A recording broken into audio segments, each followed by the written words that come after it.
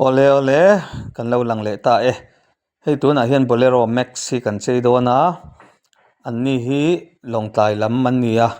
keimah ni hian chei tir an du hrim hrim awang hian lunglei lama book lovin aizawl lama booking hi ron ti a chuanin hei du dan te pawh anan nei a chung te pawh chu an phone atangin min an hmu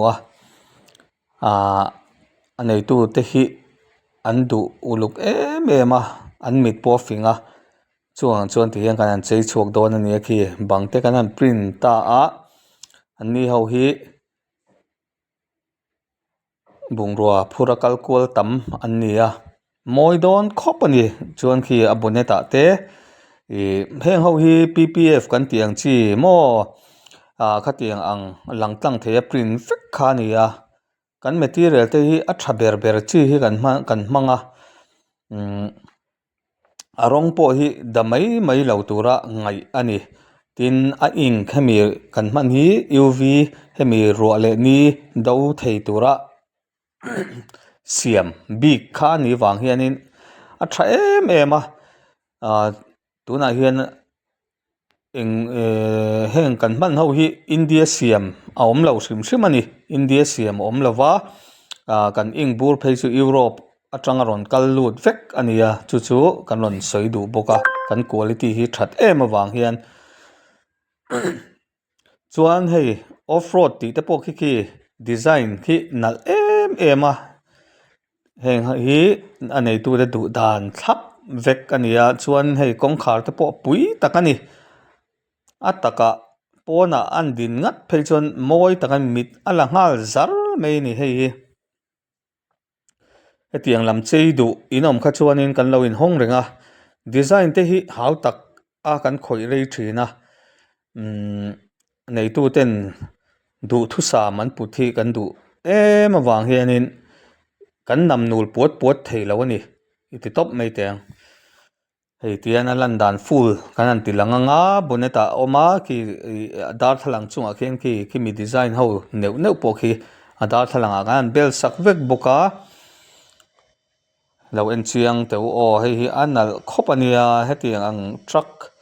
ya pickup ti te chei du nei inom kha chuanin hei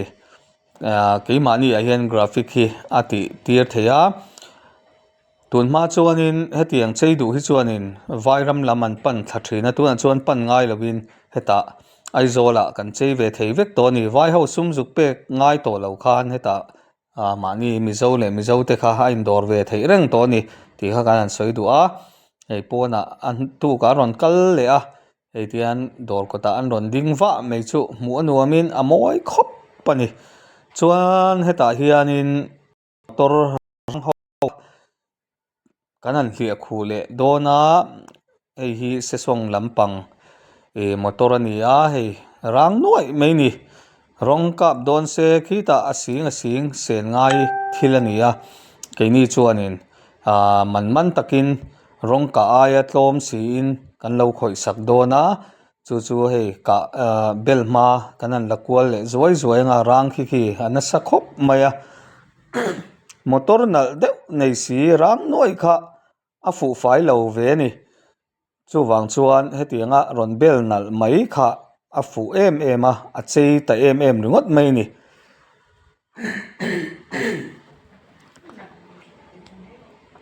chuanin tuna design te kan an zawa ani dan turangin anan te map chu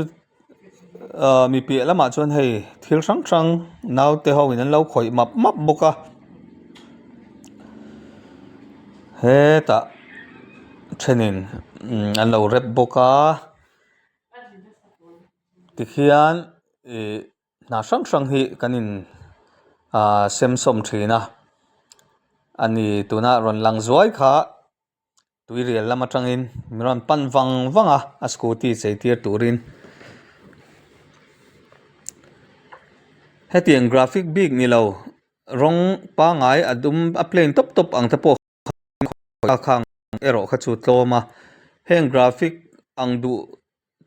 ho tan kha chuan tlemin a ret kha sang le dewa ti kha kanon soi lang tel du zoi nga ta hian barkmen po khi khitlai chin te chau khi mi rong khian an tidang lam le ta zeu ta ni amoi le em maya tikhianin scooty po avar tam tak an khal so line ani tai chu adang dai le em big mai don ni tikhan full care lo du tan po hei mani du lai kha chei zeu mai tur ani chuan khit du zong te anan chuan kai tira ti hianin nal deuh mai khan ron chuak le zel mai ni chuan hei car kha kanan zo ta ti khian rang zong khi kanan hlia ta vek ta moi ta em mai ni hei a design khi ama car rong ang deuh hlekin kanan chhuah saka hei ti hian a design chu a local ta a rang kha ti khian kan thup ta vek boka moi takani moi tak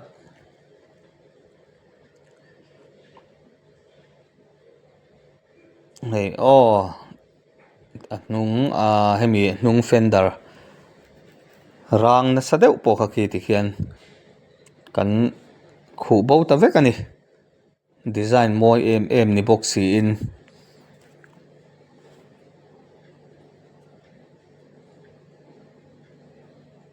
ti hian put reng pe lo pon du khuna po kho le kha ni maya rong ka tir chuanin arang lai kha rong ka tir hianin a full body ka lo ten lo chaw thin tin rong hi ka chuanin tirang le ta ula arang le nga a thup na kha om le lo ni rong ka le bok angai do na a boi thla ka ke ni a chuan khi entinang kan lo bel ta a hnung lampang a dor lai chau te hi ron tirang le ula kan hi ka nga kha te khi tiang chi khanin kan bel le mei do na khatlai te bi ka kha advantage keimani a chuan a om tha em bi ka tu na chuan mi lo ho san le ta chuan hei side cover ringot te mana hei ni kum lama kan bel sak to ni an lo accident puya side cover khi ron lei thara hei ama bel ang chi khan kan print chu sak le maya hei ti hian a ron bel le maya tha em ani ka tiang khan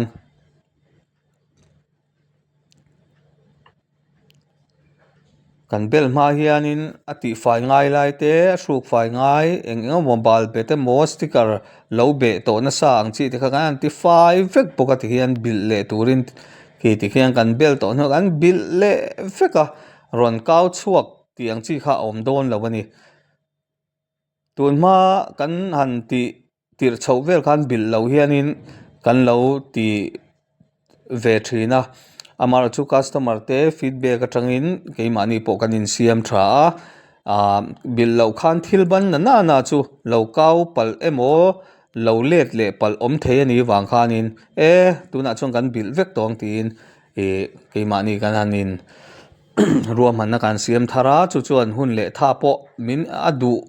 le zual ani chuan khi tlai dum kan bel phei riak po khi designer on ti tir zewa tiang khian design kan han siam hei te po hian tinal hle sun control kan bel sak vek buka ta hian scooty aerox aron luta hei hi full rep vek tur ania hei phei chu nui sa thak khop maya an thenom pa in a che anga piang hian lo chei zel box hian nei a in ang box hi chu wangin ron ti dang lam top mai ni hei ti hian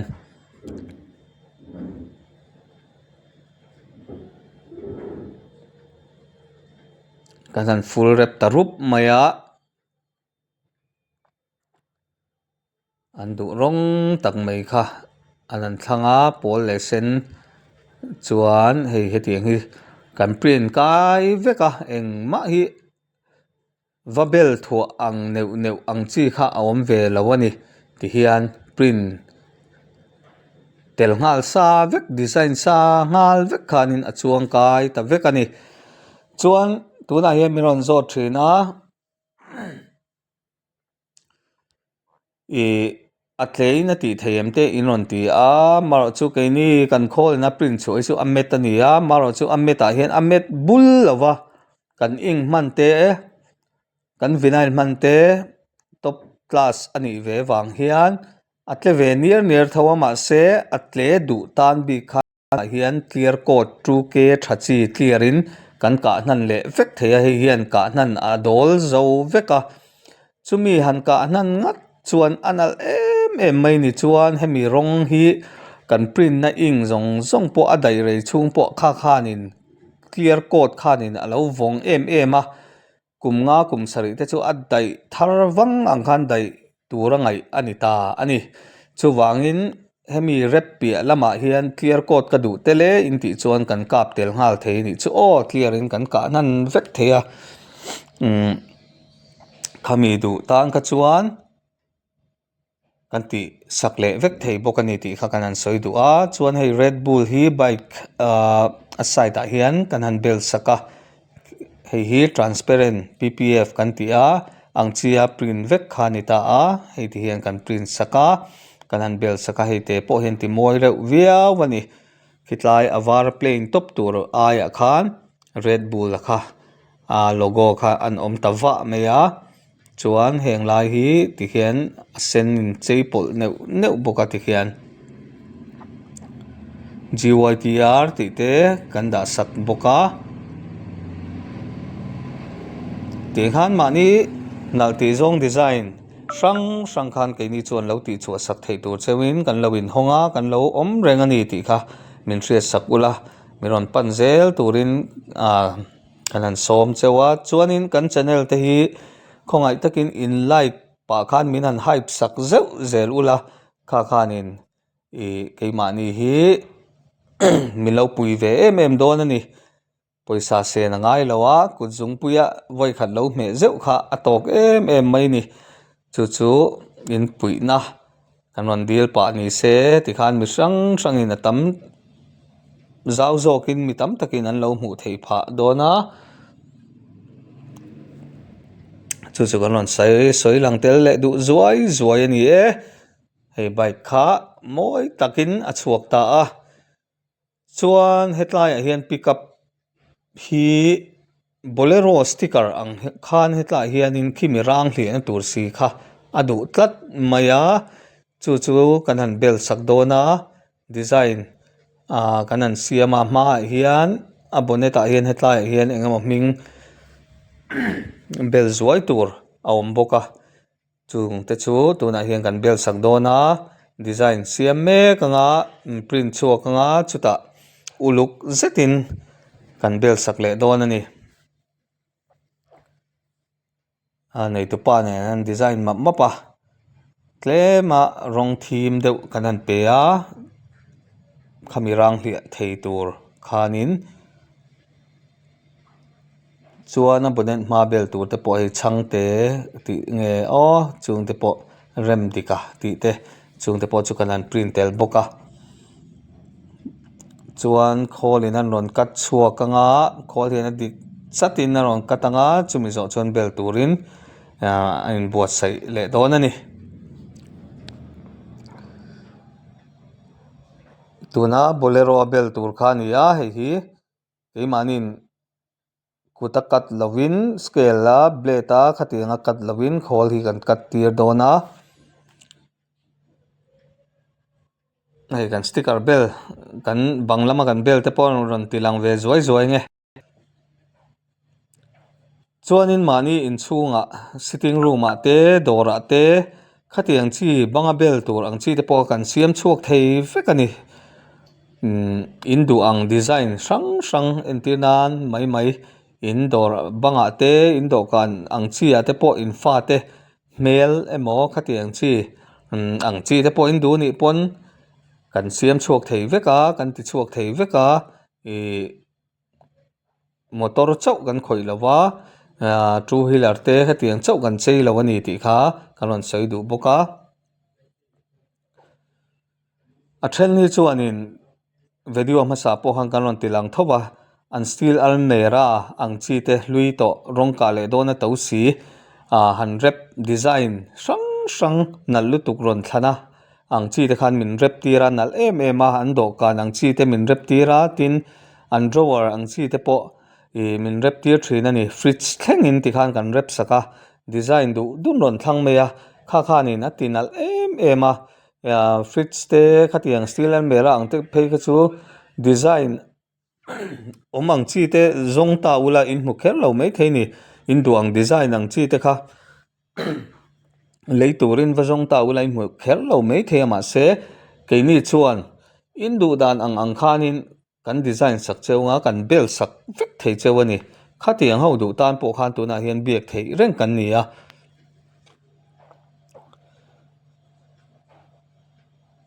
hei hi bolero pickup khani ta a tikhian kan bel zowa arang te po kha kan han hlia ta vek ta a chuan kan omna hi miron zot le thina zangena petrol pump atang khan bong kon lampan khan ron tlan anga mizo kar bazar te khan ron tlan pel tha vek anga chuan thlang loka khan dinglama khan bong kon south wai me hall lian pui kong ana lo ding anga chumi opposite chi achung kanom hai parkat aizol hai parkat ti khalawin tar kul mayang hei hi scooty abel turani a khi anime milem sang cho pol abel turani kan print lai thalak te kanon ti lan thin na chan chu kan bel thu ve lawani kan print chuak sa veka design sa vekin a kalani ti khain hriat kan du a chu wang chuan print lai a print chu lai thalak te kanon ti lang ve thin ani chuan hei aprilia a anan ruam hana bel turin han kan nauten han te le a chumi pia lama chuan kan naute po hi an kut nu hi anal em a an uluk boka I kan kut nu hi kan chuang ve thin ani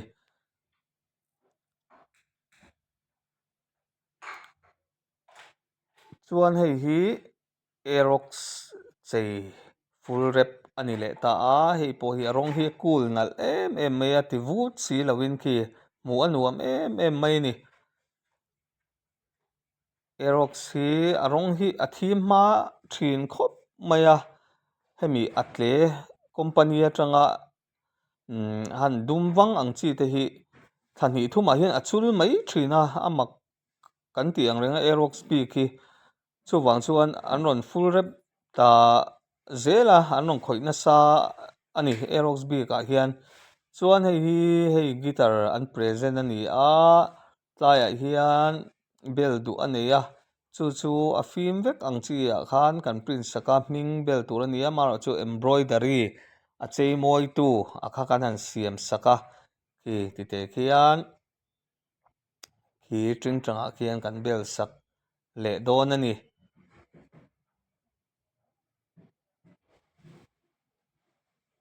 hei te po hian a tinal phian mai zel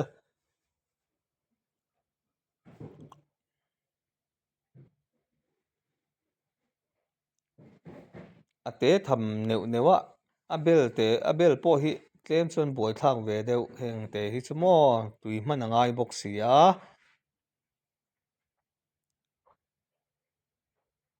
maro chu uluk takin anan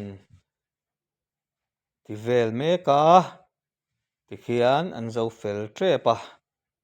a guitar te hi guitar lian ani lawa tereuh te mini kan ti ang te ang chi kha ni wangin a chei reuh lutuk hei te po hianin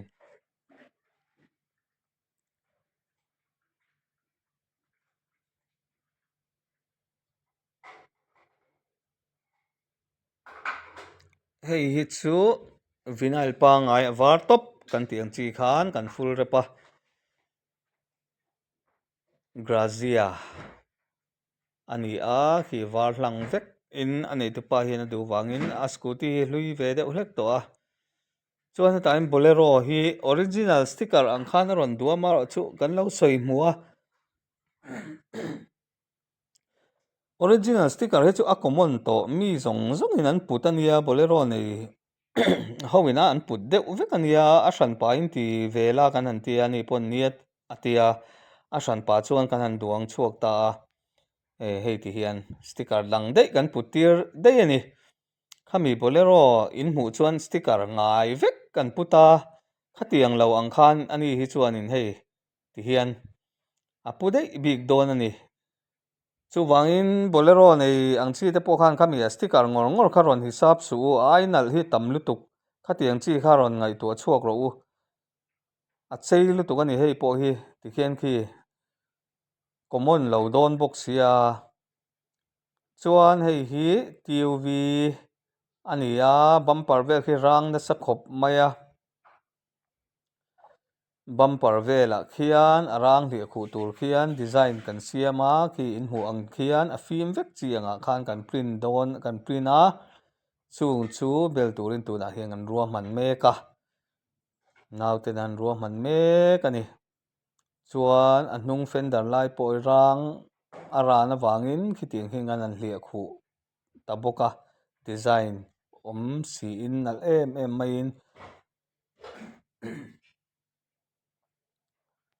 chuan hei lo zo ta khi an lan dan pawh khi ta cheile em mai ta ni chuan hei hi access ani a tiang rong top hian a duh a kan full repa kan zo ti to a hei hi aprilia khania hmalam pang design hi kan ron la le zuai nga hei poi full rep ani a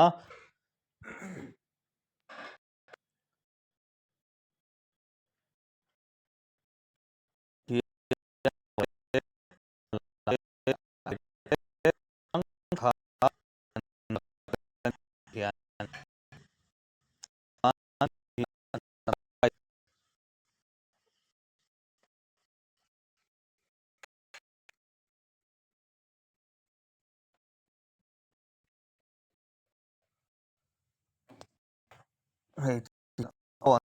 mai tho lan ani a chuan hei a fuan lakwal chin ange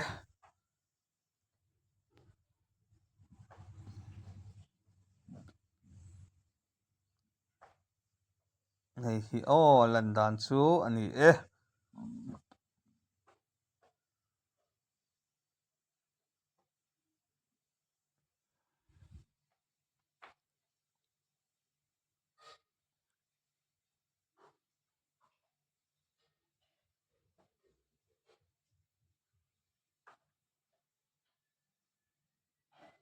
chuan hei hi apache a sen ani a a dum khian kan rep vek dawna design hi anei tu pa hian a duh lova hei khat tha mak ta khop mai dum kak to mai ni a sen vur ai kha chuanin a look support ang ta dai mai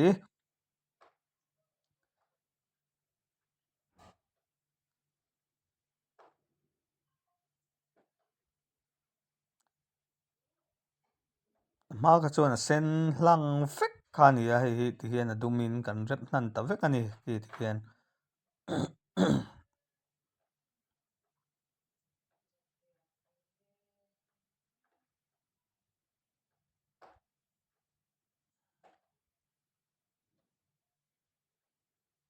chuan hei sumo te hi khi tlai hei te hi mi lem te hi a du a kan bel sak boka ta hian super carry kong khar ami ve tur pa trek don khop mai AK47 le hrei lem hei bel hmia don ani hei a zan thil to a kan ron la zuai a chan chu idea in lo nei theinan chi hrang mani du zong kha a ti thei ani ti kha in lo hriat ve hrim atan zan thil thu ani to a pawn lam lai te eng thar lutuk to lo wangin khi a lan dan tur dik ang pon a lang thei lo a maro chu tikhan idea kha in lo nei thiam mai don ani chuan hei hi max tho ani khi tiang lai a khian eng emaw lem kan han bel phei dawna an ni chu bungraw phur a tlan reng an nia hun hi an nei lo thin khawp mai a an hun nei chun zan mi rawn phone a dar kua dar sawm bawr vela ka rawn thleng thei nga min khawih sak lawk hman a ngem atia hman kan tia kan lo nghak a ti hian khatiang hun nei lutuk lo tan pawh khanin mi rawn belawk mai ta ula kan lo in siam rem anga ke ni lam pawh kan lo khawih mai dawn ani hei ti hian ferry kan tiang la si mo khatiang chi lampang angte ram thalak lemte khi tikhian belkai ta a mawi in tih zawng ani em comments lamah khan rawn sei leh ta ula a tha awm e zan lampang boruak ani wang hian duangin a fial lutuk thei tawh bik lo e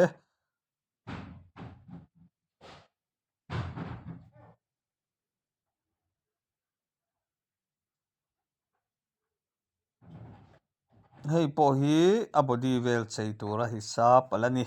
chuan hetah hian bike hei hi V3 ani a hei hi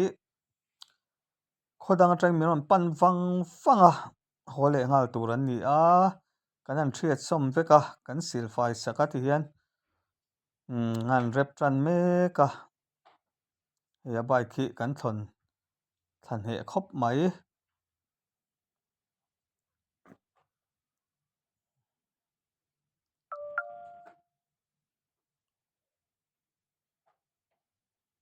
naute ho pawh rawn post leh zo chuan an chei zo ta a hei ti hian hei hi an duh zawng rawng tak mai ani ta a chuan kai tur hrang hrang te pawh an duh zawng a piang khi mit meng lem te pawh ngan dah saka meng kalh mai ni ti hian meng pawl ram bawk a hmalamah hian chuan hei tengki te tiangkhian a awm a mi pata ni mahse hetiang colour hin duh tlat mai mawi reuh khawp mai hei chu maw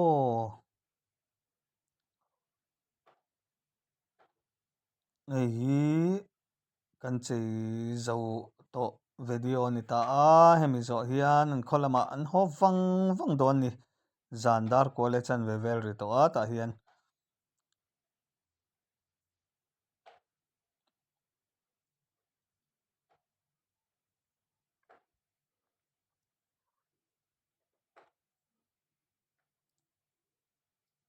tengki ah khian mihring hmel eng emaw kan an dah bawk a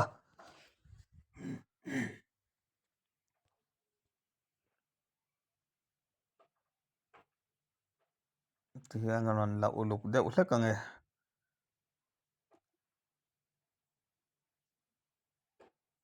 chuan hei hi car hi a rang ho tam ang reng khawp mai a chu chu kan hliah khuh vek dawn ani tin khi a hnuai a hring rawng ang te khi a duh lo awangin hliah khuh tur ani bawk a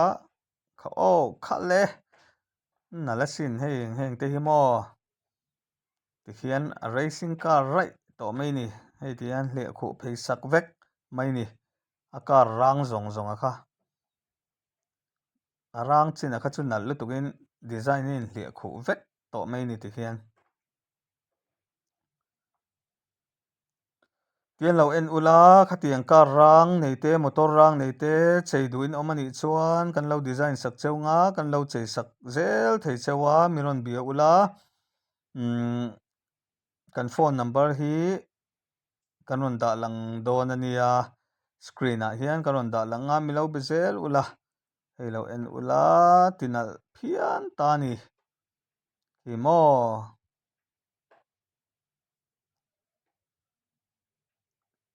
hei chi hrang hrang kan chei te kan rawn ti lang anga tunah hian motor lampang chei hi chu Thailand ho te khian bei nalh thei khawp mai a an bus te khatiang an car ang chi an two wheeler ang chi hrim hrim pawh hi chei ang chi ah chuan Indonesia ho te i khatiang ho ang khan kan lo chhuah sak ve thei cheu